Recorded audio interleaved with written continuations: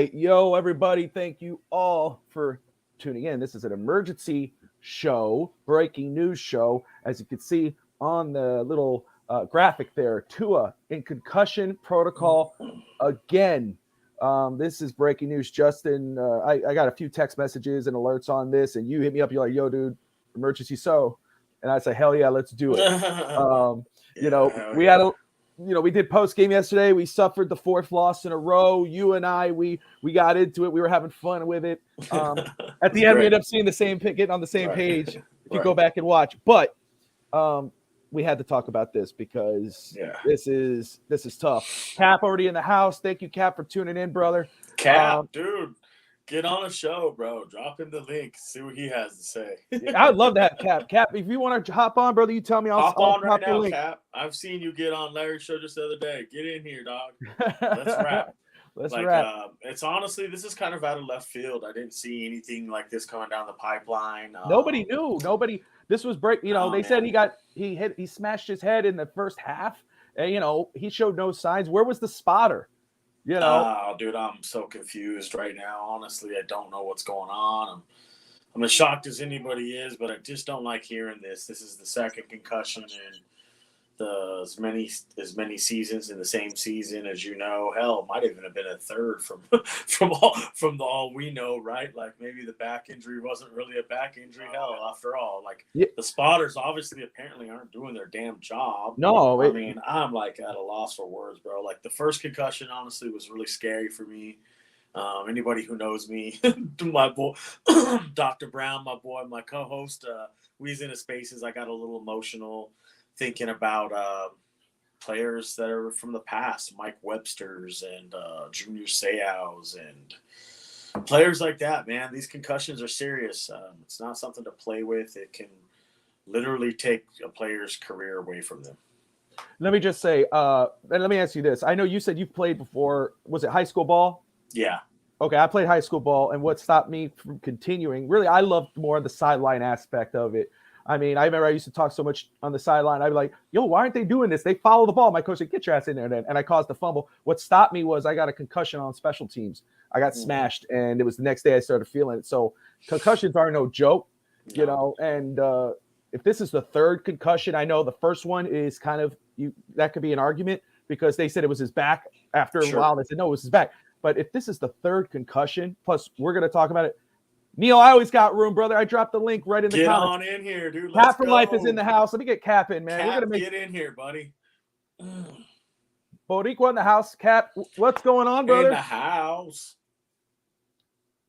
Let's see. Oh, gentlemen. There he is. Gentlemen, how are you, gentlemen? What's up, dude? How you doing, man? Oh, man. I mean, at this point right now, man, it is what it is, guys. I mean, we just got to focus now on what's on the roster, who's on the roster. I mean, everybody jumping ship right now. It's a situation. Ship, dude. Everybody. Yeah, man, it's bad right now, man. The internet's on fire. Everybody's, choosing sides right now. And it's getting to the point right now where the majority is starting to become the half right now. And that's not a good statistic right now. You know what I mean? Like, that's bad. This is a situation right now where we got to focus on the health for him also, man. Like you said, 3 concussions in one season is not a joke, man. I mean, I don't think any NFL player has ever been cleared to play that amount of times with, three times. That's a lot, man. I mean, and, shout out to Barry Jackson, man. That was good footage, man. They showed the head going back and snapping back and, it happened in the blink of an eye, man. Like, we didn't even catch it ourselves. And it's, it's a situation now where they're saying Ian Rappaport's saying he's doubtful. So, I mean, what do we do moving forward? Well, that's the thing, right? So, like, if let's say he is doubtful, he does miss, he has 2 more games left. You got to think about not only your career, but you got to think about your health as well. That comes into play. But Justin, I'll start with you, and Cap, you can respond too, brother.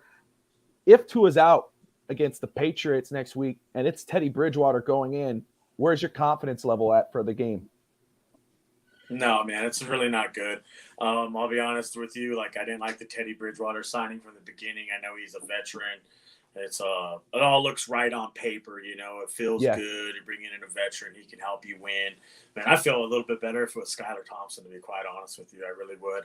I know that the veteran, he can like make a couple passes or whatever, but for as many 6 passes or 7 passes as he makes good ones, he'll make 2 or 3 boneheaded ones, and you're like, dude, what was that? And I don't have a high confidence level with Teddy going in, but it doesn't mean that we can't win the football game. Let me restate that for you. We can win the football game still. And then wash your but hands. you're going to have to do a lot of what we've been calling for the last 4 games, which is you need to have a heavy dose of run on your offense. You need to have that be the most of your offense. Now that Tua's not going to be there, you really want to throw people for a loop. It needs to be like 70-30. That's my take. And let me just say this. I mean, Evan's there in the back, but I think he was trying. Let me pop him in and see if he's ready to talk. Evan, you there, man? Yes, I feel very left out. This was an emergency podcast. It's a spot thing. Yeah, it was, but that's why I dropped the link. Everybody's welcome to join. Yep, It's breaking news. Tua had another concussion. He is in concussion protocol. Could miss next week. Evan Cap is here. He has joined the show. Yeah. What's going on, Evan? What's your thoughts, man? What's your thoughts, brother? My surprise, honestly, I'm not looking to make excuses, but he did look kind of funny at the end of that game. My thoughts are sit him the rest of the year. Honestly, sit him. Honestly, based on how things have been going and what I said last night, the way that Tua has been playing, they don't need Tua to win that football game on Sunday. Like I said, they need Mike. We talked about last night. They need to pound the rock. Yep, we need to run. We need to run, and Teddy is capable of doing what he needs to do. And if they can't win against New England, pounding the rock, and Teddy doing what he needs to do, then this team doesn't belong in the playoffs. Like I said last night, it's up to McDaniel to come up with the scheme. I've been saying that since week 4. Then this team doesn't belong in the playoffs. Like I said last night, it's up to McDaniel. So you don't think this could be like something that could be one of his last games he ever plays in a Dolphins uniform if you're sitting him for the rest of the year? You're talking 3 concussions now in 1 season. Like, what are we really to do? I mean, I'm at a loss for words. No, right well, I mean, look, really Justin, for me, Justin, right now, Justin, I see the legal eagle on here. And my question is, the Dolphins being in the hot water they're in right now, knowing that they're being eyeballed by the NFL, why would you let a player go back on the field after being, cleared by the physical trainer and then go back out there another half and play football having a concussion? But the thing is are we going to be investigated for that? Yeah, you will. But why the hell is he being even? If they saw this happen in the game and the concussion protocols weren't there, why wasn't he pulled right then and there?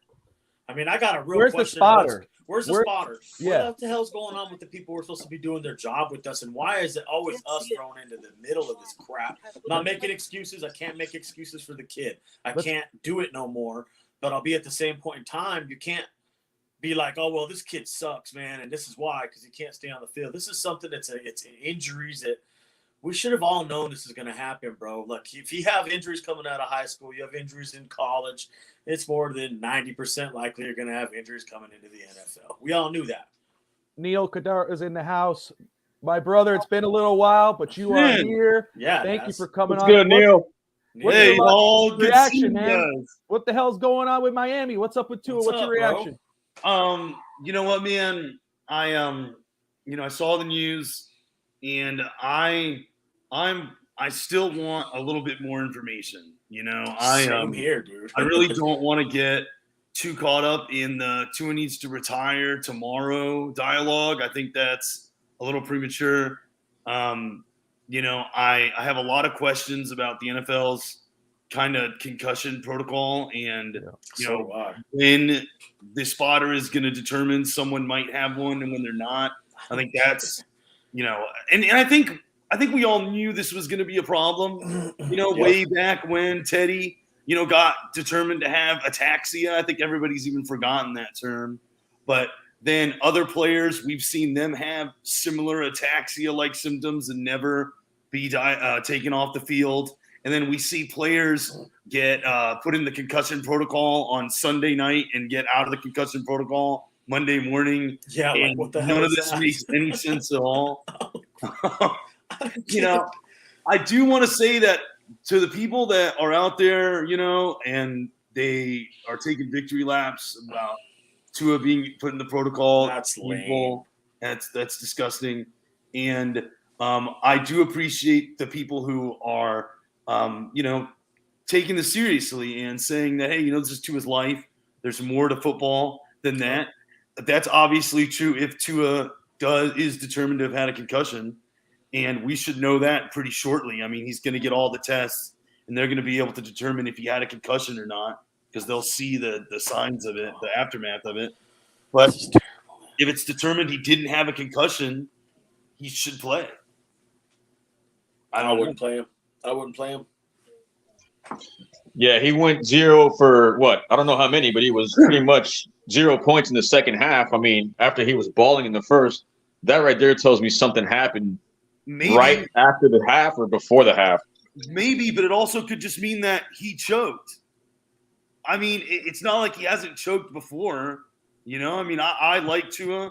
I've defended him in the past, but there have been times where he's shrunk in big-time games, and he hasn't had any sort of injuries either. I mean, I think people who are just trying to say, oh, his bad performance is based on that hit, I think you might be giving him an excuse he doesn't deserve, really. No. For me, if you know my pretty much my content involving this situation with this player, it's been to the point now where he's played with my emotions too much that I jumped ship after the Tennessee game. I was done. So for me, it's pretty simple for me to say what I've been seeing right now is a pattern that's not a good pattern, especially for his health, man. And after he started putting on that towel after the second interception, we should have started seeing signs right there too, because, concussions also, affect sunlight. And, if he was having situations there, not to say it's an excuse, but that right there, that's not a good sign for the team, man. No, I mean, we all know about the situation with the player, but for the team, you're already being eyeballed, man. We don't need that.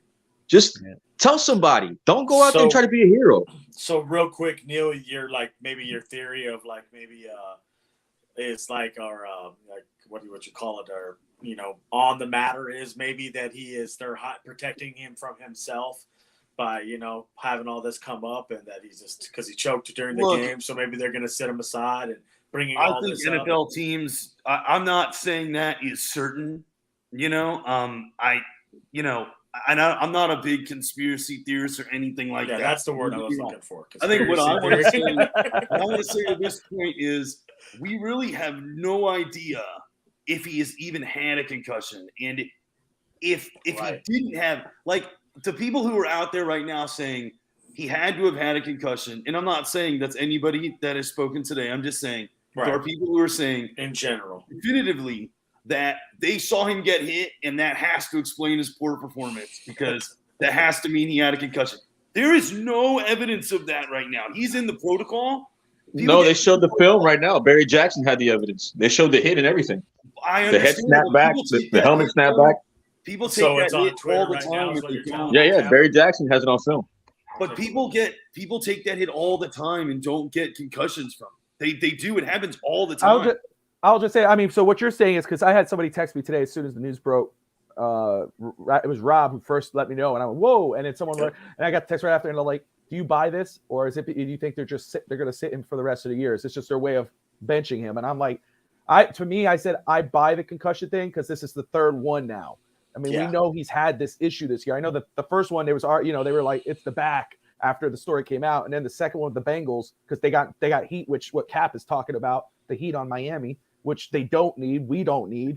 But now this comes out, so so is that where you're coming from? You think, is it like a cover story to really, they're just trying to sit him for the rest of the year? Yeah, that's what I'm asking. Exactly. No. What I'm trying to say is this. I think that he needs to get the tests to determine if he actually has a concussion. But there are two camps to this whole thing. There are those who want to explain away his bad performance because he might have had a concussion, and I think it's too early to say that. And then there's another side of this that has already basically diagnosed him with a concussion, and they're saying he needs to sit out the whole year or retire. And I'm just saying, hold on a second. The dude needs to be diagnosed with the concussion first. That has to happen. They have to be able to say he had it. Well, Neil, didn't you get I don't know if anybody ever got clarity the whole year. You know, did we ever get clarity, Neil, on the first hit? Like, did we ever find out if it was a back injury or a concussion? Yeah, the Buffalo one. I don't think there was ever clarity. I heard at first. I heard it was a concussion. Then they said it was a back. To me, it looked concussion. But I had somebody argue with me, going, "Oh, have you never suffered concussion?" Yes, I have. But to me, it looked the way his knees wobbled. But then they said it was the back. So there was never clarity. I think it was a concussion. That's just my opinion. It's safe to. How about it's safe to say it was a little bit of mixture of both? Well, I don't know, man. I think it's safe to say the Cincinnati hit was a concussion. Oh, I think that's pretty safe to say. I think the first one, the Buffalo one, I think was a concussion because he exhibited the signs of ataxia and things of that nature. And yeah, to me, and the second one, obviously, but this one, we're talking about he took a hit to the head.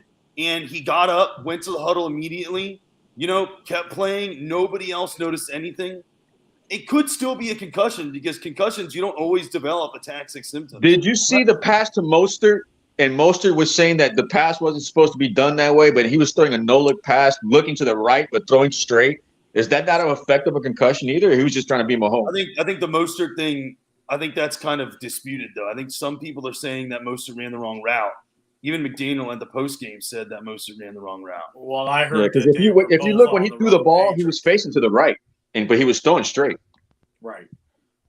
Yeah, I don't know, man. I really couldn't tell you. I know that I've seen that same. Think about the 49ers game, though. Tua was missing passes to guys left and right in the 49ers game, and he never took any hits. How can we definitively say he's missing those plays? So let me Evan, you still there? I see he's in there, but of course I'm here. You want to respond to this? I know you've been sitting there. Oh, yeah, I'm listening very consciously. Let's just be honest here. During the Buffalo game, when he banged his head, what was the first within the first or second throw when he came back, when he said he didn't have a concussion, where we all thought he had a concussion, but he didn't have a concussion in his mind, he threw a bomb to Jalen Waddle. Yeah, it's a strike. Yesterday, he banged his head. But he's the one who this morning was the one who went to the doctors. No one else caught it. No one noticed it in the dressing room. There were no symptoms after the game. He woke up this morning. Oh, dude, we lost you. So you cut out. Can you hear me at all? Yeah, you're good now. You cut out for a second. Okay, I'm going to jump on a video in about 5 minutes anyways. But overall, I just want to say that we don't know till we get the facts. But if Tua's the one who's coming to the team and because he knows how much he screwed up, this has to be real. Yeah, it's real. Or he has some sense of symptoms because he basically may have ruined his career last night by that game, and to the fact that people are now questioning, is he capable of getting a contract? Before yesterday's game, he still was going to probably be able to get a contract at the end of the year if he balled out. It's true. After the last two games, he's playing with his own career now, and right now you have to give him credit that he's willing to sacrifice his health because unlike the Cincinnati game, he's the one who went to the doctors and said, I don't feel right. I think I have a concussion. See? I think that's got validity behind it, for admitting that he might not feel right, and he's not willing to ignore it and try to play out the season and jeopardize his career and his health. Well, if that's true, I mean, did he come out on record and say everything you just said? I don't think he has. I think there's just been reports right now. I know that he went to the doctor. That's actually not a bad argument, Evan. He went to the team. Go ahead, Neil. Go ahead. No, I'm saying that's actually really not a bad argument. I mean, it stands to reason that Tua himself, which it's true, Tua himself is the one that is coming to the team doctors and saying, hey, I feel a certain way. I think it's more likely than not that he had a concussion in the game. Oh, yeah. And didn't feel any symptoms until later on. Yeah.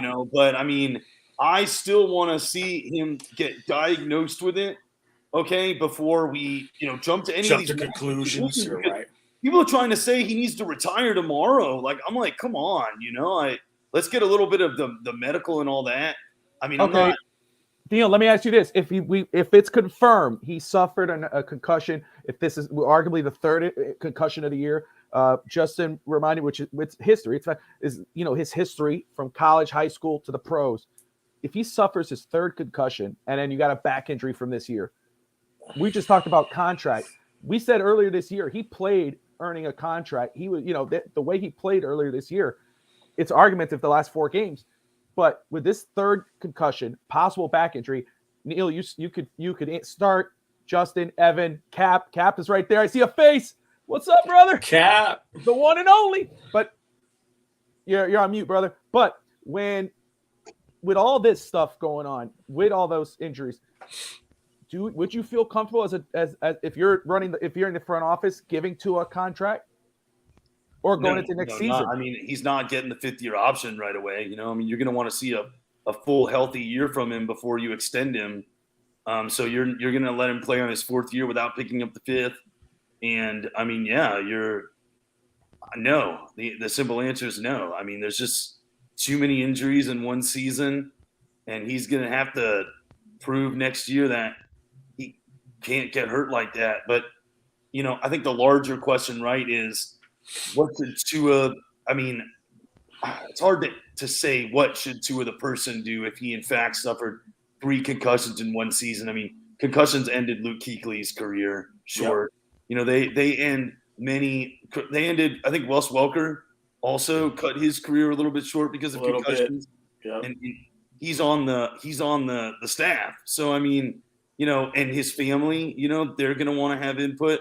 You know, if it's in fact that he had 3 concussions in such a short time span and the doctors determined that it means he is going to be more prone to them going forward, I just don't see how he could continue. I mean, knowing that those things can mess him up, they could shorten his life by decades. I mean, it's absolutely.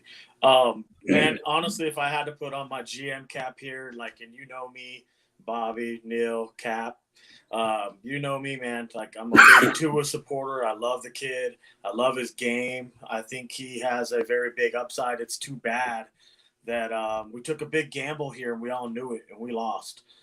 That's the look at it right now. He's hurt. He's always hurt. We need to keep somebody like this healthy. We didn't do a good enough job of doing that and fortifying a wall behind them to do that. But you know what, man? You're going to have to make a decision on this.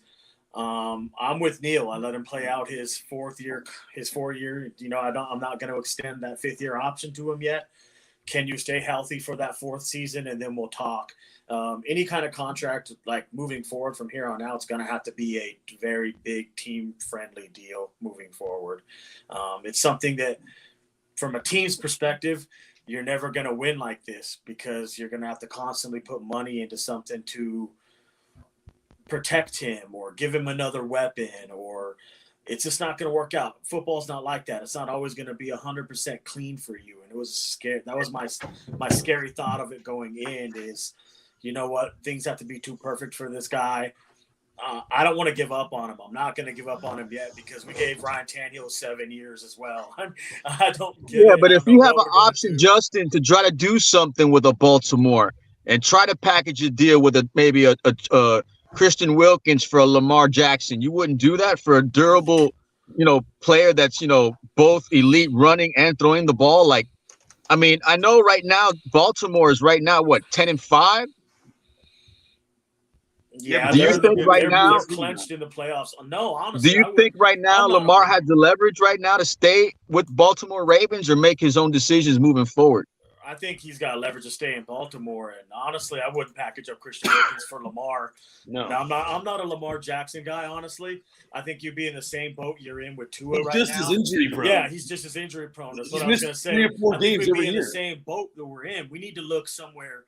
Oh, man, you know what? I've said this for a long time. Cap, you've known me, man. You know me for a long time. I would draft a couple of quarterbacks every season until I have exactly what I want, and I would just That's my philosophy. I would never stop drafting a quarterback. Yeah, but we're doing that right now, but people don't want to play Skyler. I know. I understand. Hey, man, I just said on here before you got on here, if you didn't hear me, I'm more comfortable with playing Skyler over Teddy. Yeah, but I understand what you're saying, though. But what you're telling me is developing players with different personnel throughout the future. But the future is now, and you already have the personnel.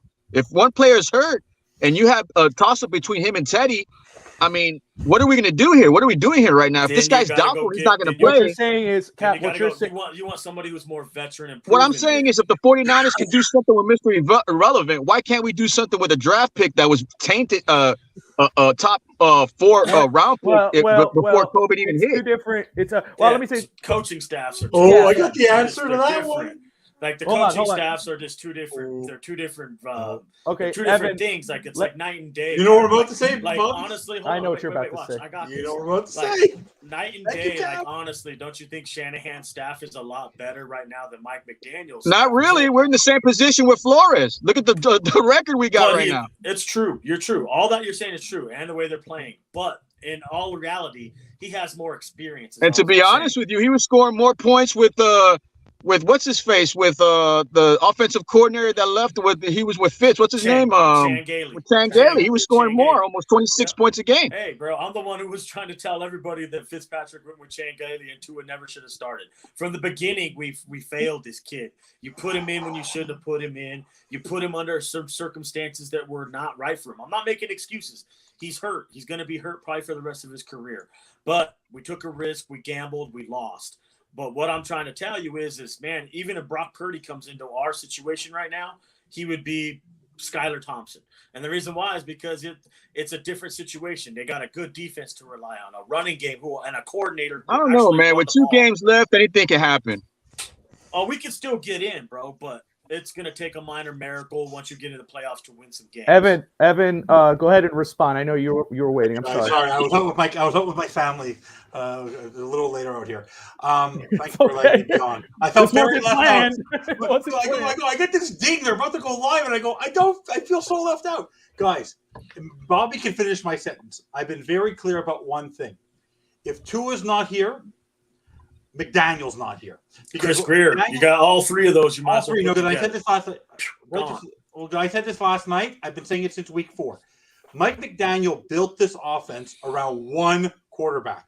So every time Skylar Thompson has come in, and the play calling, awful. Bridgewater, awful.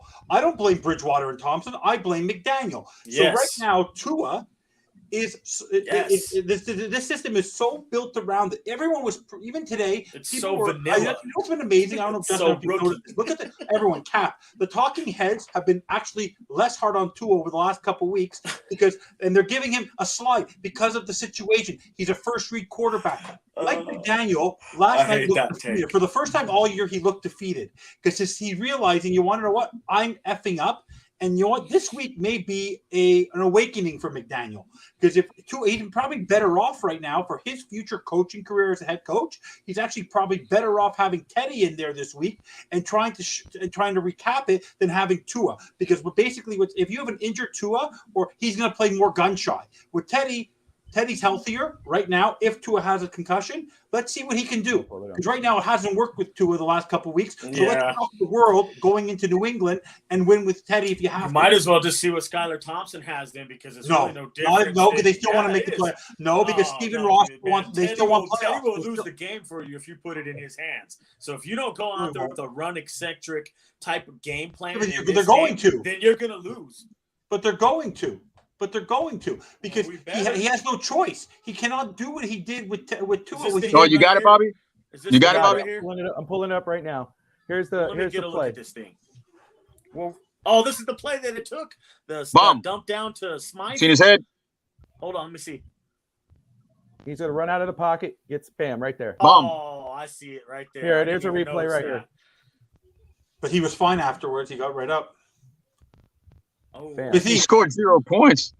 I know, but by the way, I'm up. I'm not blaming. Are you kidding me, man? Okay, guys.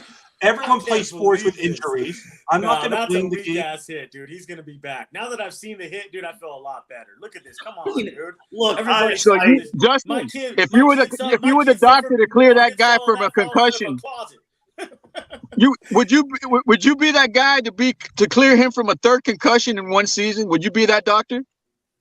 I wouldn't. Oh man. All I know is right there, dude. That's not even that big of a hit. I know he's going through protocol and everything. I know, but I'm asking, from not from a legal perspective, but from a medical perspective. Would you let that man be cleared after 3 concussions in 1 season? No, you couldn't. You possibly not if you want to keep your license. He gets diagnosed with a 3rd concussion. He's done.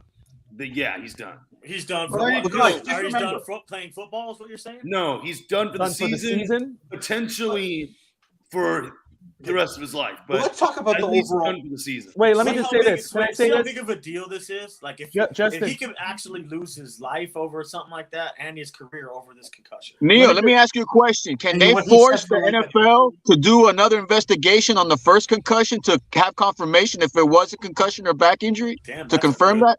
I don't damn know. good I don't question. know how. I mean, You can't go back. you know, the NFL can investigate anything, but it depends on what evidence they have from the first one. You know, what tests were done after that, if they still have those records, which I'm sure they do. But that's all been essentially litigated and everything. Rob, there is an invite. Rob, go join. Go click the link above. Yes, Roll up. everyone's welcome, man. This is the Dolphin fans. This is a Damn, breaking bro, news this is episode. By the let way, me- guys, let's just make a very point. Tua's made enough money already in the Dolphins in 3 years that he's set for life. Yeah, He's he's just had got a young 30 kid. million He's already. just had a young kid. His wife. Trust me, I guarantee you, whoever's married here, we're all married. You want to know what? I guarantee you, his wife is the one who kicked him out the door and said, "Go tell him you have a concussion." Because I Bro. guarantee you, it wasn't only on Tua. He's Trust me, Samoan. Those Samoan kids, they're very, very, very, very stubborn, dude. They like to play, bro. They're ballers. They don't. He care what sat talent. in the corner They'll go last all night. out. Honestly, Tua would not be doing this unless he didn't feel right. I So know. let it play out.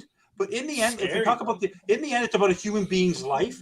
We all care about the kid. He had a bad game yesterday. Let's not even focus on that. The focus is on what is best for Tua in his career. That's And very true. overall, we're Miami Dolphin fans, and we care about winning. So let's just talk about, if we talk about it from that perspective, right now, if he has a concussion, That's true. Teddy gives you a better opportunity. But like I told you, in the end, we talked about this, Bobby, but Justin, we talked about last night. There's a fundamental structural flaw with this football team. Starts with It the doesn't coach. matter if it's Tua. It doesn't matter if it's Tua. No, it starts with Greer and it starts with Yeah, Daniel. I know.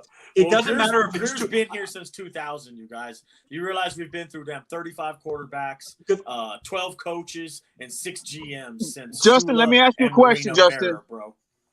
Would you do a situation where you know that knowing about Chris Greer being here for that amount of time, almost 2 decades, I mean, would you be into the situation like we said earlier, if we're going to clean shop and do the whole thing, would you be invested or maybe wanting to get involved with Sean Payton and Scott Pioli, who have a connection together, who are connected by the Parcells tree and the Belichick tree, and they know each other as well as far as with personnel? Would you invest in something like that if you knew you had a game plan with those two guys? Who would you give up? Whoa, wait a minute. Is that a two-sided question? Because does Sean Payton and Scott Pioli come with a certain quarterback that wears a 1 and a 2? Oh, you know what? I didn't even put that in there. That's a good I didn't even follow-up. put that in there. Justin was ready to go. If you're asking me I didn't even something put that like in there. Well, if you're asking me, and that's Wow. what I'm thinking when I connect the dots to the people you just said, I didn't even think about that. Yeah, I'm down. You just mind bleep me with that one. Yeah. Well, but hey, down. can I just Bring wait? it to Justin me. hit the nail on the head because guess what? Remember, before they hired McDaniel and Who were they decided to talking keep Tua, they were trying to bring Brady and Peyton to the Dolphins. Just Did it remember, work? Hey, Ask you a Pioli question. put together the New England Patriots and the Kansas City Chiefs. I'm just saying. who do you give up? I'll Bobby, take Justin, it. Yeah. Justin, Yes. for Justin, who do you give up? The Saints. Why do I have to give I up talked about. anything? No. Yes, you do. Why? Right now, the New Orleans Why? Saints can cock block any trade. They own his rights. You have to trade for Sean Payton. Okay. And for how long? How long do they own his rights for? 2 more years, I think. Well, then you got to wait 2 more years, dog. No, honestly. because Carolina. How long? Ask 2 more for a years. year. Gotta It's wait 1 or 2 2 more years. years. That's Right now, they can Tua, block. can you go for another year and a half? They can block. By the way, Sean Payton wants to go to warm weather. Number one, number two, that's why he's interested in Miami. The problem is that you have to give up more assets, which you don't have right We now. don't have anything to give up, bro. Hold on, No, hold on, You got guys. Can I say nothing. something very quick? One moment. Yeah. Let me just thank everybody all for tuning in. This is a breaking news episode Cap, for my Finns Talk man. Sports Network. We got Cap in the house, Evan, Neil, Justin, myself. We got Tyreek in the comments. Good to see you. Thank you for tuning in. 2 cents. Thirsties My in the highlight house. of the night, Steve, Cap. Rob, get in here, dude. I Ryan. get to see Cap for the everyone first time. It's like a dream come tuning in. true. Thank you, Right. I man. love We're having talking Cap on. Dolphins Cap's awesome. are 8-7 on the year. Terrible bad game yesterday in the second half. Of course, Tua had a bad game. A lot of people bad play calling from the coaching staff. We had a fiery post game. It was fun post game. That was awesome. It was awesome. And then we go into today. We're trying to take a break. Well, me and Justin aren't taking breaks. We're working. But we get for a living. No, not that. That's not what we meant. I know what you were doing. Smart ass. But what I was saying is that then we get this. Tua has a concussion. He's in protocol, doubtful to play. We just said, everybody's saying, we could win the next 2 games and win the playoffs. Is that even a question now? So let me start with Cap, since he's our guest of honor. He's coming on for the first time. Cap, man, if Tua misses this game, you said you would start Skylar. I know Justin said that. I know where I stand on it. But with Tua being out, if we started Skylar, do you think the Dolphins still have a legitimate chance to win out to get into the playoffs if Skylar was the quarterback? You're muted, brother. Not a chance. Oh, Capper, you're muted, bro. Yeah, he must not know he's muted. Yeah, he's going off though. Yeah, he is. You're muted. Hey, shout out to you guys, man. First and foremost, before I get started, man, to Bobby and Finch Talk, Sports Channel, man, and everything going on with you guys growing right now, man. The amount of responsibility that's being put on your plate right now, and the amount of growth that you're getting, man, that's a testament to you guys, man. And you got the legal aspect, you got the insider, agent aspect with the trades and the draft. You got Evan over here with the bandwagon. I mean, it's nothing but inspiring growth right now, man. So I'm proud of you guys, man, and just keep doing what you're doing, man. As far as me, man, thank you, brother. We all just got to be half glass full right now, man. Whoever we're gonna have right now, man, we got to ride or die with them. We're in a situation right now, man, where we got to get this game. Whoever is the quarterback, let's just be real here. We need this game, bro. Like they say, whatever happens in the playoffs, you never know. I mean, I don't want to live by that motto either, but at the same time, I don't want to live with regret. So just get us in there first. You know what I mean? Get us in there first. See what happens, just like what happened over here in 40-degree weather. You never know what could happen in any different type of atmosphere. We just got to play, man. Take advantage of us. Just get us in the playoffs. If we can't do anything else besides that, we all know what we need to do. We just can't be afraid to make moves now, moving forward, man. I mean, you say we don't have ammunition. Where there's a will, there's a way. Look at what Cleveland did. That's true. Right. I agree with that. Let me just say, 2 Cents says, is Drake in his Rolls Royce? Is that Drake? Drake is Canadian. He's up in Canada right now. Cap's Drake in his Rolls Royce. That's time. Let me go ahead and I want to Getaway Greg was in earlier tonight. He's tuning in. I appreciate him. He says, does anyone else feel like this is BS? 100%. He will play this weekend. They will say he had a minor concussion to take the blame off Tua for last week, then say he's 100% better and play this week. I'll bet McDaniel playing this to shield Tua and make him feel better. All the hate Tua has received this week, they need an excuse for it. Damn, Daniel's not smart enough to come up with this. I thought about that, what he just said. What he just said, I actually have thought about that. Kind of what Neil is saying, the same kind of thing. Like they're trying to shield him from himself. I mean, now I do want to state this. I don't think that. But what I want to say is it's possible though, dude. I just want people who are making excuses for his play based on him possibly having had a concussion. I think we don't know that. We don't know that his poor play was based on the concussion.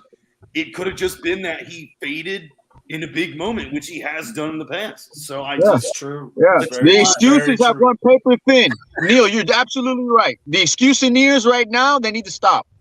Yeah, just don't. There's no need to go there. It doesn't do anything. It doesn't matter at all. And I think, Bobby, I guess you asked the question to all of us, like, if Tua doesn't play Sunday or even the next week, are we making the playoffs? No. He might not have made the playoffs with playoffs. I just want to win a game. We can't think like that, Neil. We can't think like that, man. Look. This team does not revolve around Uno, man. No. We're making the playoffs on Sunday. What are you talking about? What I'm telling you is this. I don't think this team. I think it was a very real possibility that even if Tua played Sunday and against the Jets, that we could have missed the playoffs. We're not losing Sunday. Are you crazy? Neither of these games were guarantees. You have to go to Foxborough. I agree with Neil. Let You have to Neil go to make his point. Foxborough. Let Neil make his point. It's not post game, Evan. It's not post game. No, just kidding. You have to go to I Foxborough. was so quiet last night. You have to go to Foxborough in harsh conditions and play a defense that knows how to play you, and a defense that knows you, a coach that knows your team. They've never beaten us. Dude, It I don't doesn't care. matter. They've beaten us in 3 years. What are you talking I about? don't care. I don't care. No, They are they playing in New England, right? They're playing in New England. It's in Come New on. England. You got it. Yes, Still That's haven't not lost in New automatic. England in 3 years. Tua's I don't 0-5 in weather with 50 degrees or below. God damn. They are just as desperate as the Dolphins are to make the playoffs. They're not I making the mean, playoffs, Matt. yeah, they suck, but they probably don't think they suck. Okay, I they think probably Neil's think got a they're good enough point, to win. yeah. Awful So point. we can go ahead, and they're not going into the game thinking, "Oh, Tua's beaten us 4-5 times in a row. We're gonna lose." No, they're like, "We're home, and we're gonna end their season." That's what they're thinking. It's like this, bro. Like, can Teddy get us that win in New England? Man, And that's I don't, the thing I is- don't have a lot of confidence. I don't have a lot of Whoa, confidence. whoa! Can I hold on? Can I stop for? I see someone nodding their head, and I know he's a big Teddy Bridgewater fan. He's been all year, so I'm gonna go ahead and push it Are back. you kidding me? He just dude? shook his Teddy head, yes. Bridgewater is He terrible. just shook his head. Yes. I want to know because I'm asking this question. I know how where you stand on I Teddy think or what he better did at the beginning of the year. Skyler, I So don't know. tell me why. I know I would put Skyler because I just want to see it in the next 2 games. Same here. You got to see what you Especially- got, right? You got to, it happens. It's pressure games. But Teddy starts next week against the Patriots. Evan, how can the Dolphins win with Teddy at quarterback?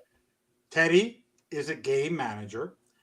And let me explain this. McDaniel has no choice. He's had 4 bad games. I've never seen a coach. He was so dejected last game that he's actually going to want to win this for Tua. I'm telling you this right now. He has shot the bed for 4 weeks. They're going into cold weather, and they're going to pound the goddamn ball. And we're going to see. We're going to see Mike Gesicki again. He's actually going to play. It's a completely different read. Right now, it's actually not a terrible thing for Teddy to play. This is a game where Teddy has experience. We talked about how we need an experienced quarterback, and Teddy has been there before. Teddy has played in cold weather. Teddy has done what he needed to do. So you want to know what? This is the kind of game where I swear, Matt, look at Matt Patricia's calling that offense. If we score 17 points, it's a win. And we can score 17 points with Tyreek Hill, Raheem Mostert. I'm telling you this right now. All we need is 17 points. They're not going to put up 10. I'm telling you this right now. Mr. Bandwagoner, who's hard on McDaniel, just needs a game plan to get 17 to 20 points because there's no way the Jets with Zach Wilson are going into Seattle where Geno Smith needs to make the playoffs and he needs to show what he's made because they're faltering. Pete Carroll's going to have a game plan there. It's probably they're going to win that football game. And if all we have to do is sneak out a win, and they're going to do everything they can. Mike McDaniel does not want to lose the football game on Sunday. By putting Skylar Thompson in, it's a 50-50. If you put Teddy in this situation with the game on the line to make it into the playoffs, Teddy's also playing for a contract next year. If Teddy goes in and brings us to the playoffs, it gives Teddy motivation to get a contract next year. Okay. So you want to know what? It's a very motivating factor for us. I get you. Sunday. Okay. Let me just do this, Justin. I'm negative Nancy. I'm back on the bandwagon, baby. So Justin, I'm gonna let you respond. But let me just say this. Let me just say this. Everyone tuning in, thank you. Facebook, YouTube, Twitter. We appreciate you. Smash that like and subscribe button. That's right. We are close to 500. Again, we got that jersey. We got a breaking news episode. We got Cat for Life in the house. JPF Scout, Justin, Neil's in the house. Always great to see my brother there. Evan, always. Everyone tuning in, thank you. 2 cents, Steve in the comments. Rob. 2 cents. The wife is there. I see her. Everyone tune in. Thank you so much. My wife? Not your wife. I'm kidding. My wife. But, Justin, man, I know you want to respond to Evan. Go for it. Oh man, you know what? We got to be worried about this game. I know you were thinking Teddy can get it done, man. Honestly, I hear where you're coming from. I like it. But if you're going to do something like that, the game plan still needs to be a little bit more lopsided towards the running game. Yeah, if it's not going to be 60-40, then 65. 50-50. Which is not going to happen. No 50-50. It needs to be more leaning towards the run game, Evan. We can't just fling it dink around. And dunk. It's a dink and dunk football game. Those passes have to be quick passes then out toward the numbers. No problem. Dink and dunk. You cannot just go all over the middle like they did and then scheme yourself open to get in the middle again. It's not going to work. Everybody knows what we're doing. You got to start running the ball. You got to attack them differently. You have to attack them horizontally, not only vertically, but horizontally. When's the last time you've seen this team go out and call them all-out curls? Because I haven't seen it happen all damn Play game. action, 11-man personnel, like we were talking about. Use the tight end. Yeah, dude, I haven't seen 12-man personnel or 13-man personnel used besides like maybe 10% of the play formations. That's not enough. I haven't seen you use an extra offensive lineman in no formation. Jet sweeps. Do something different, creative now, man. Cap, me and you were talking this. I've been talking this for weeks now. Jet sweep. What happened to a call? Yeah, you're going into the elements. You can't throw it all day. You got to do something different. You got to keep it simple. Different. Keep the playbook simplistic. Yeah. Exactly. When's the last time you've seen a screen pass, a smoke screen, even a screen pass to a running back, or better yet, how about fake screen to your left and then throw a screen to your right? How about trying to get a defense off balance once in a while, bro? How about this? How about you do a fake quick pass out to a smoke screen that's like it's going to be a smoke screen, and you do a little draw or delay handoff. These are the kind of things that are going to work when they do that because the guys can't line up. Something, man. Well, I hear you, bro. Yeah, that's probably the get Alec Ingle involved also. Do something, man. You got to use Ingle the way they were using him. You need to get him in run formations. You just need to use I formation and go pound the rock at people, bro. You got Jeff Wilson, you got Mostert, you got speed.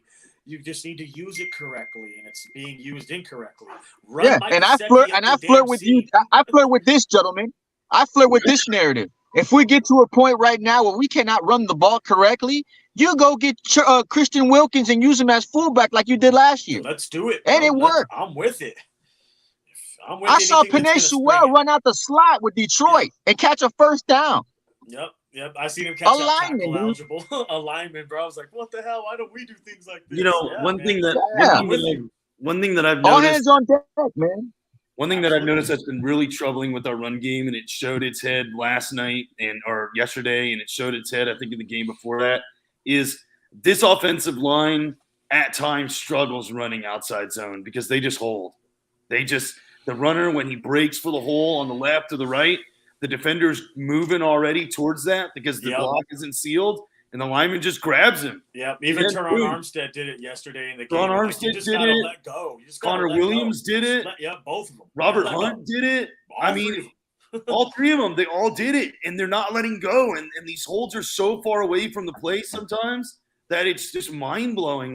You heard but to be fair, man, but all three of those guys you just mentioned, they're top 5 in their position right now. So I'll give them a little bit of slack if they're trying to help out the quarterback not get killed. But yeah, man, the penalties too, man, they're not helping us, man. That was three key penalties that screwed us yesterday, man. Yeah, kills drives. You've got. I mean, that's the biggest problem with the games that are coming up.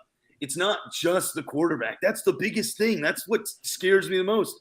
Is that if it was just Tua that was gonna, if Teddy could come in and Teddy plays halfway decent, it's still no guarantee that we win this game because of everything else that happens. We're all sitting here saying that we need to run the ball 65, 60, 40. McDaniel's not going to do that. He hasn't shown we're going to lose that at all. Then we're going to lose. Anytime that Mostert loses a ball or it's 2nd and 8 and he gets 1 yard, the run game is gone. He's just I've said the same thing, Neil. I've said the same thing Neil said for weeks. They'll get 2 yards and it's like they're scared to run again. It's over. It's he's just like, I'm not going to run again. Like if just because he fumbled it, give it to him again. Don't be so scared. Give it to Jeff Wilson then. Give it to anybody and run the football. Do you guys think? Let me ask you guys this, man. We haven't used Easy E at all this year. Do you guys think that we're a reflection, or this team in whole, in general, is a reflection of its head coach right now? And when I say that, I mean the overthinking, the bipolar situations of a winning streak, a losing streak. What you just mentioned now with the runs and just stopping the run and abandoning it all of a sudden. Are we a bipolar team, and is that a reflection of our head coach right now? I think honestly, in part, yes, but I think it's just a reflection of what this team has been for the past 20 years. They are average at everything. They cannot play complementary football. The defense for the second and third quarter, in the game yesterday, couldn't get off the field. But in the fourth quarter, they become dominant. And it's like, where was that the first 3 quarters of the game? And then it's the offense. You've got 2 quarters in, 1 quarter in like 75% of the second where it's like, wow, they're just steamrolling them. And all of a sudden, gone. The offense is gone. but then the defense heats up. They never play complementary together. football. And it's the special teams has been a disaster It's all a year. trash. Even yesterday, I was like, Somebody explain to me the squib kick. Oh, that's that's a bailout. They didn't want to kick it to the It's kick just like return. this team on special teams just cannot seem to get out of its own way. Yep. Not only that, that's, Kappa, but I think if all of that falls on the head coach, then yes. Honestly, that's my biggest worry for Sunday and next week is that even if Teddy plays well, Crosby got out coached, man. Oh, dude, big time. Green Bay special teams were getting almost freaking 90 yards a pop. Let me ask not only this. that, but the receivers for Green Bay, Kappa, they were running all over us. We couldn't cover a rock yesterday, so I think they were scared and they didn't want to give them the ball again. Look, we know New England is licking at their chops right now. We know that. Dude. Even if Tua was playing or not, we knew he was. Look, Evan, you can say what you want. This is still a Bill Belichick coach football team. Mm-hmm. You know, I know you feel, which I'm surprised, but it's funny how it's flipped. You still feel confident that even with Teddy starting, that the Dolphins could win the game. And you know what? That's why I liked the move when they signed him, because it was a veteran quarterback who's been there. He's been a starter. But what he's shown this year hasn't worked. I would start the rookie just to see what you have in the 7th round pick. Please. But I understand you got to think playoffs, right? And I know that's a bad word right now for us. But you got to say, okay, well, who gives us legitimately, if you look at it as with this type of thing on, who gives us the best chance to win? And you go, the veteran quarterback. I get that part. And I understand the argument. And of course, Miami has the talent to win the football game. But it's like what Justin said. If you put Teddy in, could they win the football game? They could. Yes, they could. But they have to. But has McDaniel shown he could make the adjustments to win the game? That's the thing. If you run, look, Raheem Mostert has shown that he could run successfully with the football. If you run the football with Mostert and Jeff Wilson, and you go 60-40, 60% run, 40% pass, you can win this game. We know Teddy could throw it. He has the longest pass this year, which was to Tyreek. Tyreek's longest touchdown pass or touchdown pass catch was Teddy Bridgewater, wasn't Tua. So we know he could do it. But that's not going to win you the game. It hasn't won you the last 4 weeks with Tua at quarterback. So it definitely ain't going to win with Teddy. You have to. It's dependent on McDaniel, not the quarterback. You don't have a quarterback on the roster, and it's not a knock. We talked about it last night. We do not have a quarterback on the roster who could push this over the top, can take it to put the team on their back and win the game. That's why Tyreek he can't even jump right now. That interception that we talked about yesterday went over Tyreek's head. It wasn't really that Tua has trust. It wasn't that Tua was trying to throw a bad ball. It was Tua has trust that Tyreek could catch it because he's been doing it. But guess what? He has no more legs to jump. So you have to depend on the run. It's on McDaniel on Sunday to win the game. And that's where we got to go legitimately. Do we think he could get it done? So, Evan, you've been the most critical on McDaniel this season. You believe that McDaniel, because you said he can't adjust. He hasn't adjusted with Skyler or Teddy at quarterback. When we lost those games, you're like, hey, he's only for one guy. So, but all of a sudden, Teddy's in. It's like, no, we can win that game tomorrow with Teddy. Yeah, why are you so confident now, Evan? It's okay. No, and it's okay. Why am I confident? Why am I confident? Where's the shift? Where am I confident? Because there's a famous line when everyone was ripping Tua that no, Tua doesn't listen. Tua listens. McDaniel knows who his owner is. He's not blind about the fact that his owner got suspended, his owner lost a draft pick, and that he wants to win a Super Bowl. If Mike McDaniel does not make the playoffs and they lose out the next 2 games, all bets are off. Or they don't make the playoffs and they don't make the playoffs. Tua or no Tua, he is gone. He's finished. He ain't coming back next year. That's harsh. He is playing for his NFL coaching career right now. That is harsh. I wouldn't say his career. I think his NHL coaching career with the Miami Dolphins. If he does not make the playoffs and they lose the next 2 games, to him, this is a playoff game for him on Sunday. And if he doesn't win that football game, he was playing for a contract yesterday. I agree with Evan on that. Tua lost his contract yesterday, and he's going to go 5 years if he were to be healthy. He ain't getting his contract till his fifth year option. McDaniel, who's tied to Greer, and trust me, you know this, Bobby, more than anyone. If they don't make the playoffs and they don't have the depth, What is stopping Stephen Ross from going scorched shirts? He's already been suspended. He's already been fined. The guy since buying the Miami I Dolphins. told you at the beginning of the year. I said I at the just want to beginning make of the you year. guys. You know, even with this shoddy franchise, even with this shoddy franchise, his net worth has doubled since he bought the Miami Dolphins. Literally, he's bought the Miami Dolphins. His net worth has doubled. Dog. Okay, the guy's worth like $12 billion. The guy's like the third richest owner in the league. The guy doesn't care if he gets fined $2 billion. He's still the fifth richest guy in the league. McDaniel has to adjust to this. He knows what's going to happen. He already announced that if Tua can't play, he's happy to have Teddy. He has to find a way to make it work with Teddy. And they know, like, going into that game, if they go in with momentum, whether it's Tua or Teddy, and they win the next 2 games, people are going to have a lot more confidence. What was it? Trust me, 40 I'm very mil hard for on Teddy? McDaniel. If he goes out Evan? right now in the next games and wins with Teddy over the next 2 games and not Tua, I'm gonna be a big fan of his, because you want to know what, he'll have proven me the fact that in a difficult situation, unlike the last time when Tua was out, he learned to adjust and learn from his bad mistakes, and that's what I want to see from our head coach. Cap, you had a question? No, I was saying with Teddy, he said something about the riding out with Teddy, and I mean, yeah, I think they're investing like 40 mil on him, and you gotta see what you got with Teddy at least. I mean, I get the situation with Skyler also. I want to see what we have with Skyler as far as with a young player, but Teddy's been to the playoffs at least. That's experience we need right now if we're gonna have the fan base buy into something, because obviously what we were buying into before is not really consistent. So we gotta have something to jump on, man. Can I make an important point? By the way, can I make a very important point? I don't think you have veterans on this team. X, Tyreek Hill, Teron Armstead, leaders of this team. If you put Skylar Thompson on Sunday, you're telling them when they want to make the playoffs, they came here to win. You're telling them that you don't believe that the guy you brought in who has been able to win in the NFL, you don't believe he can win you a football game on Sunday to get you into the playoffs. You're willing to start.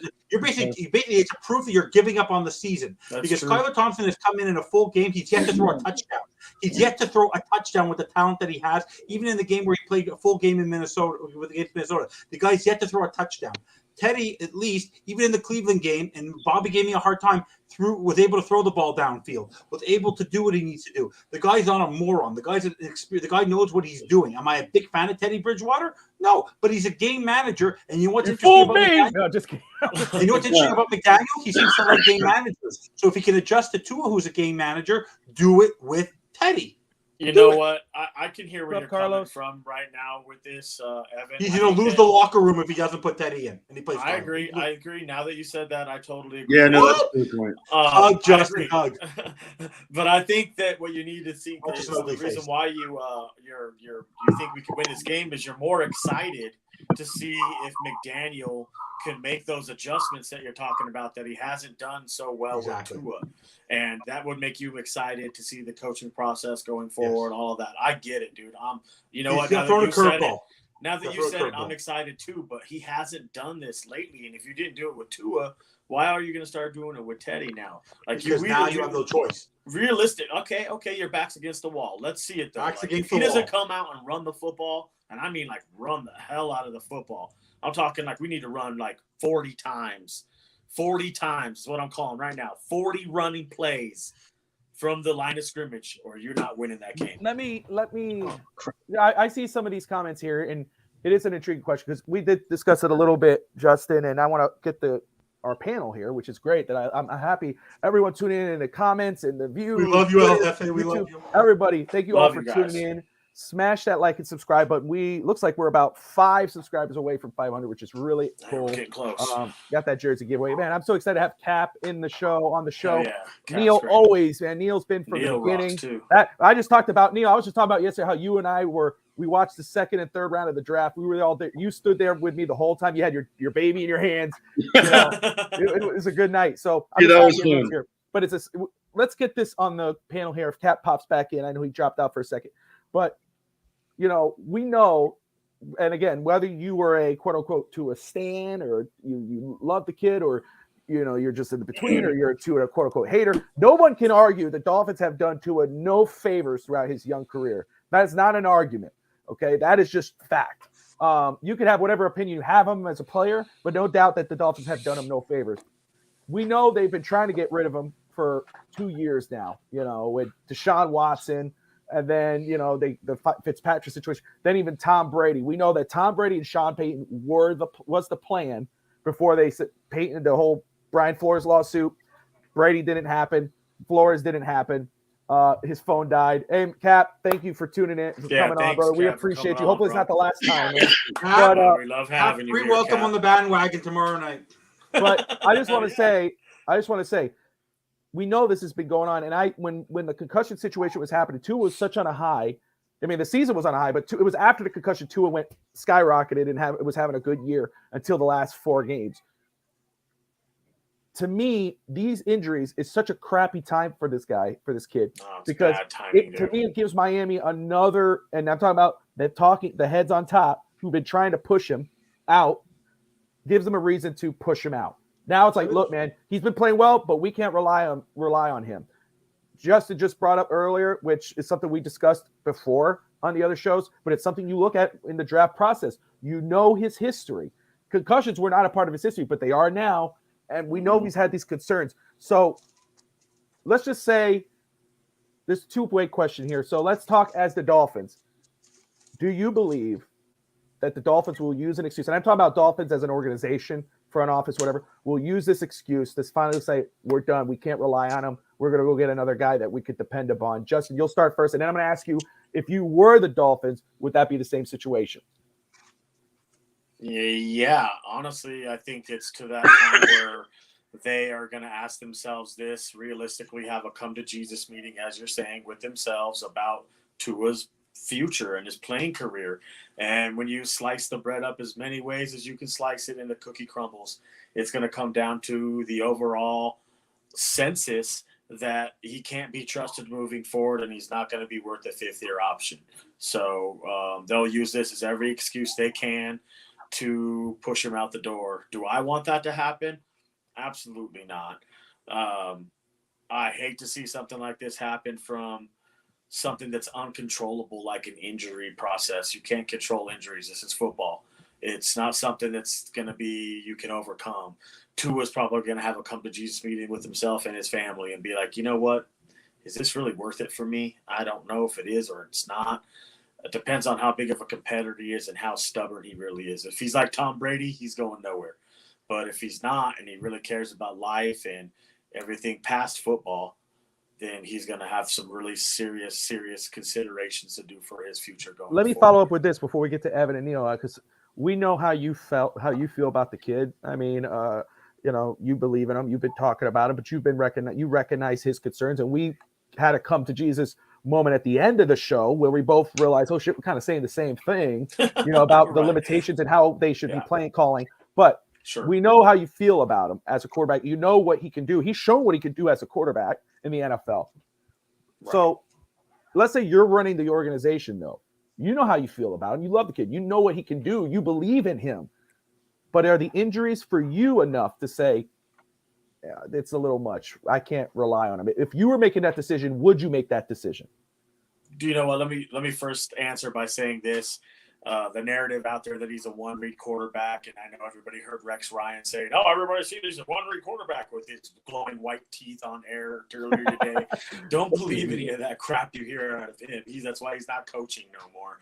I know he's a former coach, and he knows a ton more about football than I do. But Tua has gone through his progressions, can read progressions. But what you're asking me right now, and knowing what I know now going forward, I'm the GM of the Miami Dolphins. If I was to sign him to a franchise quarterback deal, that's me being selfish and trying to make myself look good. And I'll be honest with you right now, no, I would not. I'd bite it for the team and be like, we lost on this one, but I'm going to hit on the next one. Got you. I think that's fair. Let me see. Carlos says, I place the blame on Greer. He's the one choosing that guy. I'm with you. Justin said it at the top of the show, or he said it right before the show. It is on Greer because he's the one who drafted him. We know his history. Evan, same question, man. Do you think the Dolphins will use this as an excuse to move on from Tua after the season? And if you were running the organization, as much as you've been supportive of Tua before the season and during the season, So there's a two-way question here, just like Justin answered it. So answer it. As Stephen Ross, do you think they're going to make that decision? Say, hey, you know what? Let's go find another guy to do this. And do you think that's a yes or no? And then if you're running the organization with what you're seeing right now, is that the case for you as well? The only way they get away from Tua is if they get away, like I've said this, it's the three-headed monster. Yep, you got to get rid of all three. Get away from Greer, because Greer is hooked to him. So if Greer is not going to get another, the same way you only get so many coaches. This will be his third official coach, Chris Greer. Even though he's been with the league 20 years, he ain't getting another quarterback selection. I can promise you that one. That's going to be a starter. So if the only idea I had, which I was thinking, which would never work, is if you're unsure of Tua and Tua, let's say, needed a year off, or he wasn't himself, and you want to see if he's the right career. Who knows? Ross, at the end of the season, there's no way that Brady is staying in he's staying in Tampa. He wants to be part of this organization in some way, shape, or form. Let him come be the quarterback for a year, see what happens, and maybe Tua will be back for his fifth year if he needs to take a year off. I don't know. I'm making this stuff up, but that's an idea that maybe Greer will get that opportunity. But overall, Tua leaving this organization means that Chris Greer is no longer the general manager, and very unlikely is Mike McDaniel the coach, because unless somehow he turns Teddy Bridgewater into Nick Foles of 4 years ago, which, honestly, unless he converts, and if Tua can't play the rest of the year, unless he takes Teddy to a playoff and wins a playoff game, McDaniel, they're all hooked. That's why I said they're all connected, they're all linked. So until that's why Tua, the Greer, and McDaniel are a domino effect. And you said this, Bobby, you can't keep one and keep the other. The problem is that because of the way Tua was treated the first 2 years, he should have been redshirted in year one. Year two, he didn't have the offense. If he had Chad Gailey or an offensive scheme with a proper offensive coordinator, not co-offensive coordinators who had never coached offense before together, he probably would have been better off last year. He wasn't given a shot. So this year, he was so, like I said, he's been brainwashed. It's sort of like a cult mentality with Greer, McDaniel, and Tua. And if you can't get away from that, so for me, the only way Tua is not here is if Greer is here. So they're all connected. They're not mutually exclusive. So for me, if Tua is at this point, for me, I predict that Tua will be here next year. McDaniel will be here next year. Greer will be here next year if they somehow make it to the playoffs. If they crap the bed and they don't make it to the playoffs for the third year in a row, and they can't have 11, get to 10 wins and have at least one more win than Flores had the last 2 years, scorched earth, like I said last night, clean house. Okay, let me follow up for a second. Hold on, and then Neil, I want you to go. But my question was for you. This: will the Dolphins use this as an excuse? This whole injury situation throughout the year, is this another reason? Would they use this as an excuse to say, "Hey, we could finally get rid of him. He's not reliable"?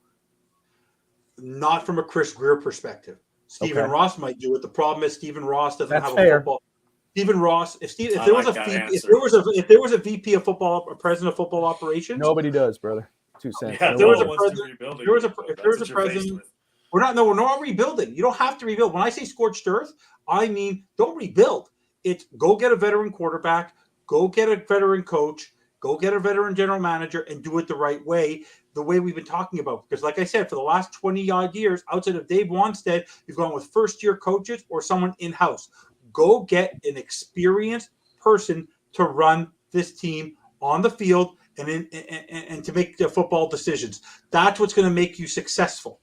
Okay. That's what you need to do. So for me, like I said, unless Stephen Ross goes on his own and gets a president of football operations because he can't make the decision himself, and they don't make the playoffs, then I see that they're going to get rid of it. So in the end, for me, the playoffs determine whether or not Tua, even if Tua doesn't play, make Teddy's basically Teddy, but by Teddy winning these football games and then getting into the playoffs determines whether or not Tua will be here next year. If they don't win out, Tua and McDaniel and Greer should be gone. If they make the playoffs, I predict all three will be back next year. Well, when you're the GM of the Dolphins, don't forget about me, bro. I'll be your head scout, okay?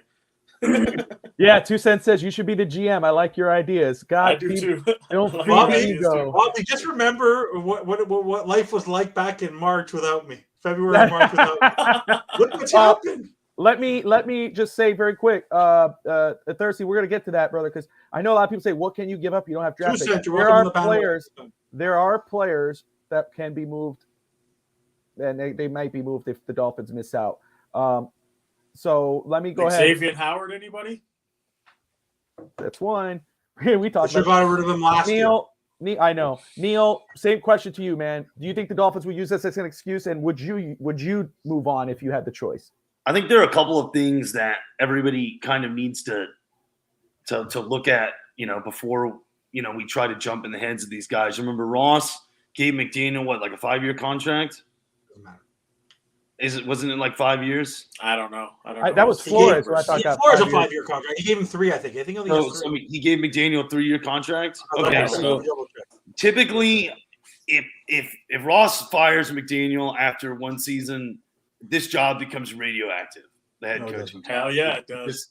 It becomes It's already radioactive. Not with a new GM. Not with What veteran coach are you is gonna be attracted to this job? They won't be attractive unless if you still got Greer. I think if you clean house, it might be an attractive job because you still have Tyreek, you still have Jalen Waddle, you still have a Bradley Chubb and Jalen Phillips to say that if you don't think Tua's the guy, you could put your quarterback. You just put your whatever quarterback you think could fit in there. And you got yourself a championship contending football team. I have a very hard time believing that Stephen Ross, the window's closing, never done it before ever, 4-year contract, would fire a head coach after just 1 year, even if he doesn't make the playoffs. Daniel Hackett. That's not Stephen Ross. Oh, that's Walmart. It's even worse. They're richer. It's so Walmart, bro. Hackett's a very different situation, and the Broncos front office is wild. Just as wild, if not wilder than the Dolphins, okay? I will say this. I do not think the front office is going to be moving on from anybody after the end of the season, just because that would have a lot of positives. That would be very positive for the organization, and that wouldn't happen. Okay? By the way, like Greer being fired. I love Christian Wilkins. I was talking about Xavier Howard. Boy. Greer needed to be fired a long time ago. And the fact that he hasn't and he's stuck around for so long, I think that he's starting to look like it. I think he can survive this with all of the injuries to the defense and Tua getting a concussion. He might be able to sell Ross on 1 more year with McDaniel and Tua because I think that's what's going to happen. I think Ross, McDaniel, and Tua will be back for 1 more year. They're going to get 1 more chance no matter what happens. It's just going to happen. And if it were me, I think it depends on how this team looks at the end. Like if they look competitive in these last 2 games and it's like they lose by, if it's like 2 Buffalo games, for instance, if it looks like that the last 2 games, I'd probably hold on to them. I would probably hold on to them for 1 more year because I think you're right. If you get rid of Greer, Tua's gone, just gone. No other GM is going to want to keep Tua. The only GM that wants to keep Tua is Greer. And the only coach that really wants to coach Tua seems to be McDaniel because you see all the other coaches out there who might be interested in this job consistently trashing. So, I think that if Ross wants to give Tua 1 more year, you'll see Greer and McDaniel back. But if Ross is fed up with Tua, and that's up to the people in the organization who have an issue with Tua, they are the ones that are going to have to argue and make their arguments and get in his ear. And if they somehow convince Ross that Tua doesn't deserve another year, they'll all be gone. But I don't think it's going to happen. I think they're all back for 1 more year, and that's it. That's how it's going to go. They're going to try to have a healthy defense this time around. They're going to give the rookie head coach another chance to learn from his mistakes. And they're going to give the quarterback who looked good in the beginning of the season another go to see if that was actually who he was or if the end of the season was really who he was.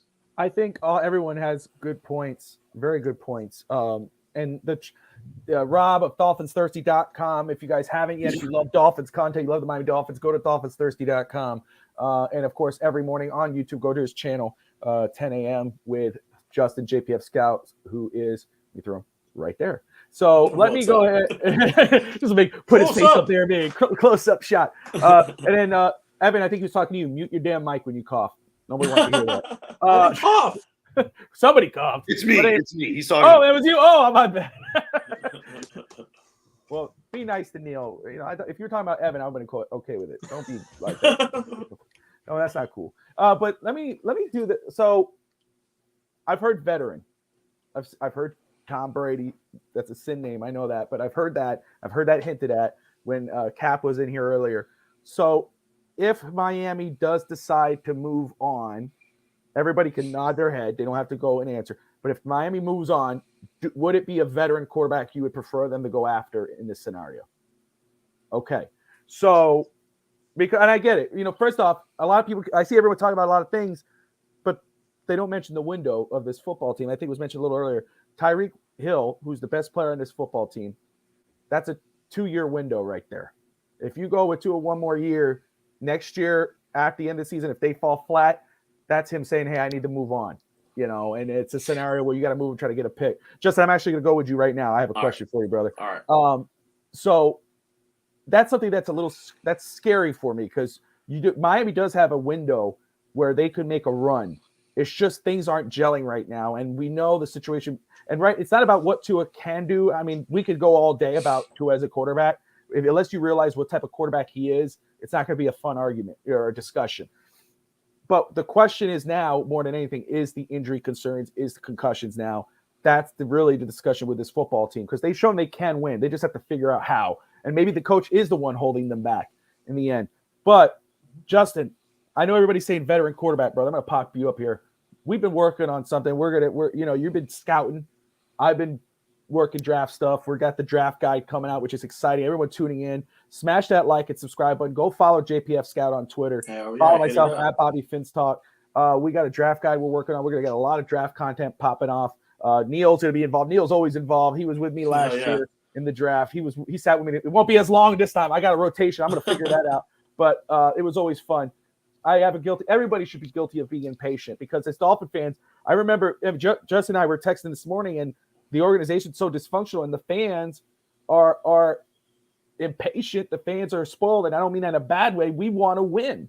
We've had this so many times where it seems like we're going to pass that threshold just to get smacked down again. And who do the fans go at each other? They go at each other and not the people that deserve it, who are running the organization. We have to turn our attention to them.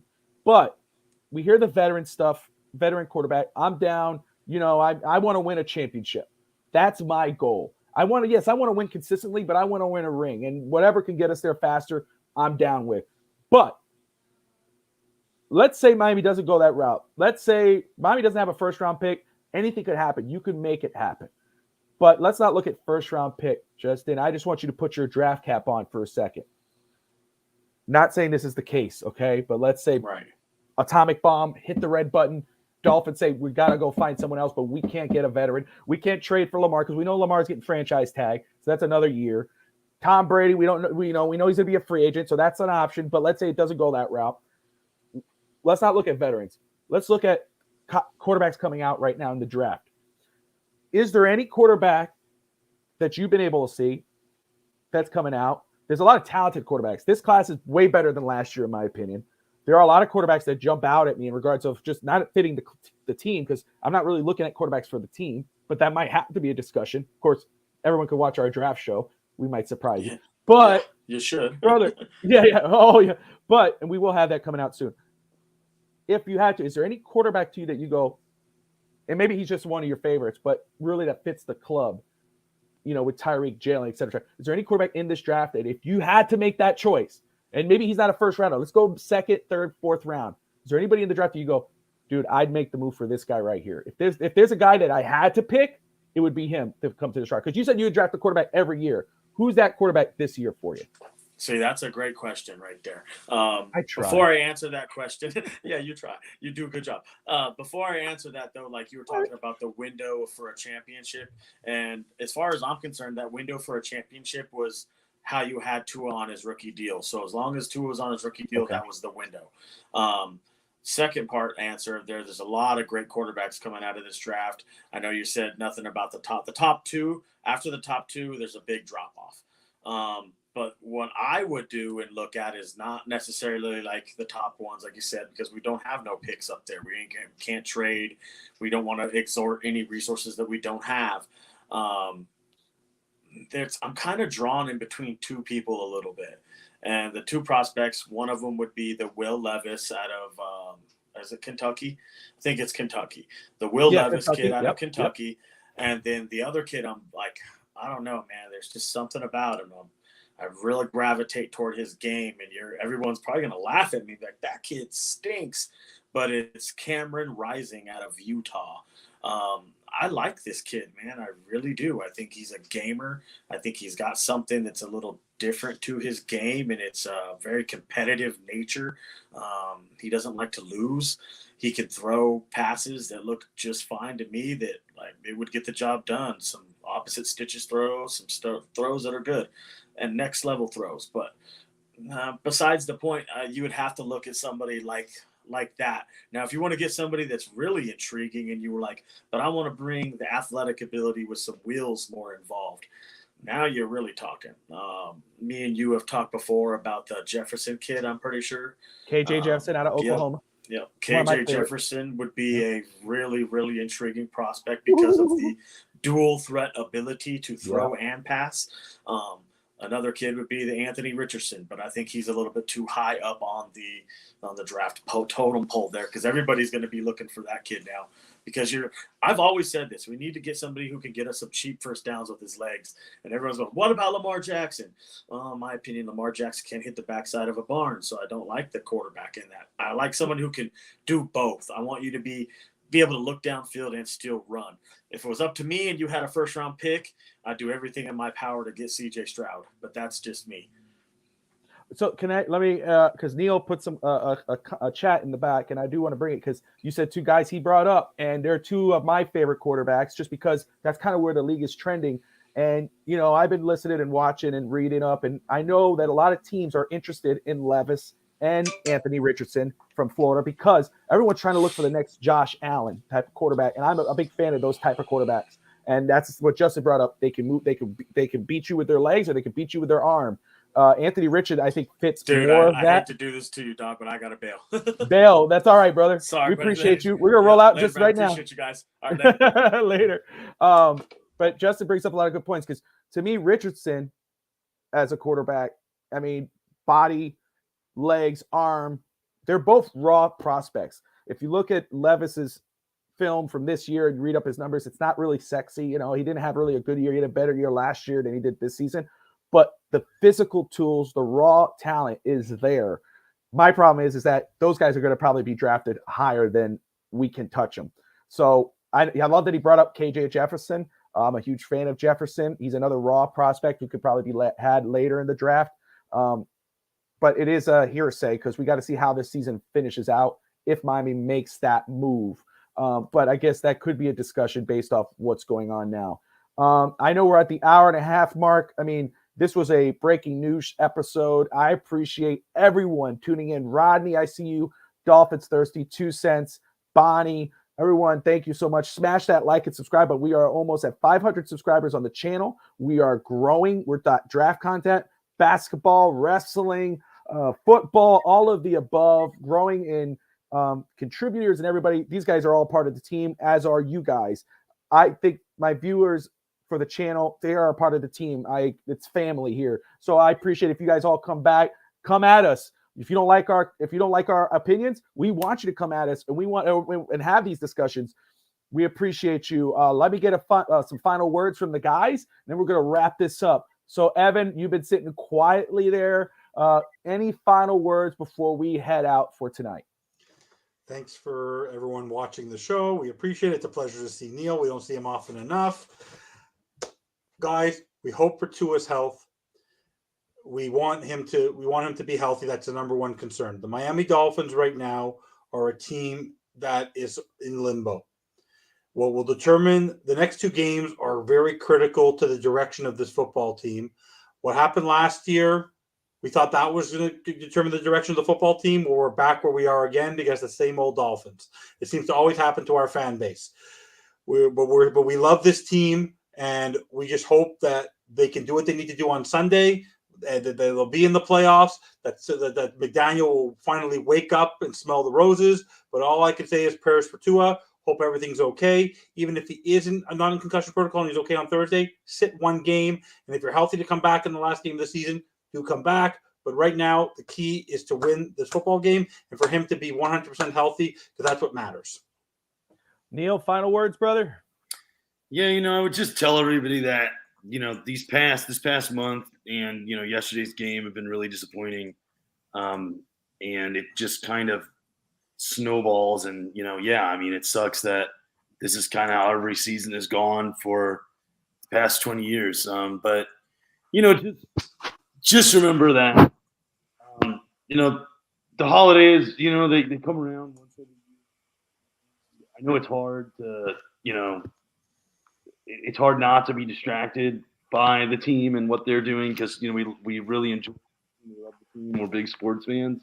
But try to compartmentalize the two and enjoy your holidays, enjoy your new year. I'm sure everybody that's listening had some great advancements this new year, had maybe some great career moves.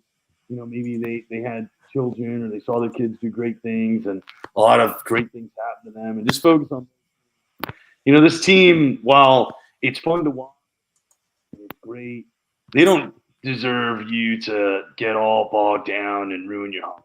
They don't deserve that, But, there is a positive for the team in all of this in that eventually one day it will get better. It has to. It has to happen. And I know it's been a long time and it hasn't, but one day it will. And on that day, we'll all be very happy and we'll have gone all through this and we can tell our kids or grandkids that we went through this period and we saw it. And Congratulations, congrats, 2 cents. Congratulations, 2 cents. And it's going to make this period worth it. So just keep that, man. Just keep word that. from the wise, brother. God bless you. We appreciate you, Neil, man. And that's what we got here, guys. Thank you so much for all tuning in.